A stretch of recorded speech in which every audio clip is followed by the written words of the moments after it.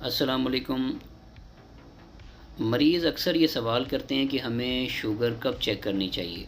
Sugar check करने की सही टाइमिंग रात किसी भी खाने के 8 घंटे के बाद है और दिन में किसी भी खाने के 2 घंटे के बाद है। शुगर चेक करने के सही औकात फास्टिंग सुबह खाने से पहले, नाश्ते के 2 घंटे के बाद, दोपहर खाने के 2 घंटे के बाद, शाम में खाने से पहले और खाने के 2 घंटे के बाद। एक सही टाइम शुगर चेक करने का तब होता है जब हम एक अच्छा फ़ील ना कर रहे हों, सर में दर्द हो, चक्कर आएँ, उल्टी मतली की कैफ़ियत हो या घबराहट हो रही हो।